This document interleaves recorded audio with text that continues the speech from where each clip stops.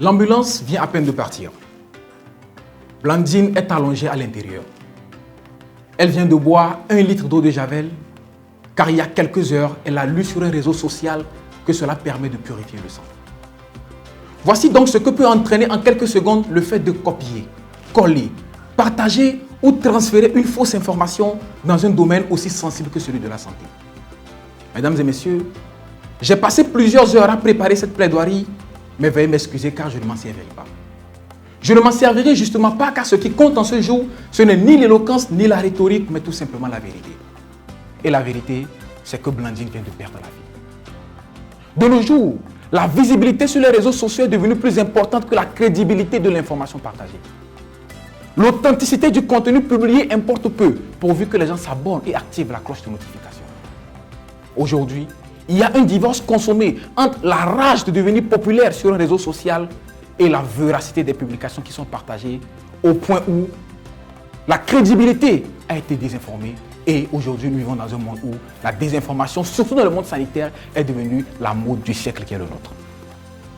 L'Union internationale des télécommunications a publié le 28 novembre 2025 le rapport mondial sur la connectivité selon lequel 6,04 milliards de personnes se sont connectées à Internet en 2025, ce qui représente environ 73,2% de la population mondiale.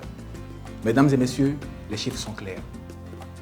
À chaque fois que nous partageons une information, surtout dans le domaine sanitaire, sans l'avoir a priori analysée, vérifiée, traitée ou filtrée, il est évident que nous contribuons de la manière la plus cruelle à la dégradation de la santé de milliards de personnes à travers le monde. Ne dit-on pas souvent que celui qui a l'information détient un grand pouvoir?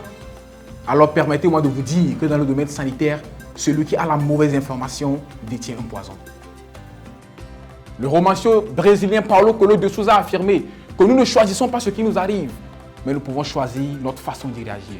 Je suis donc d'accord que nous ne pouvons pas forcément décider de l'information qui doit nous parvenir, mais nous pouvons briser la chaîne de la désinformation en prenant sur nous la responsabilité de nous assurer de la fiabilité de chaque information avant sa publication.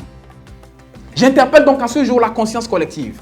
Je vous invite, mesdames et messieurs, à joindre vos forces à la mienne pour qu'ensemble nous puissions dire non, non et non à la désinformation, surtout dans le domaine sanitaire. C'était Soudé Mariachi. Je vous remercie.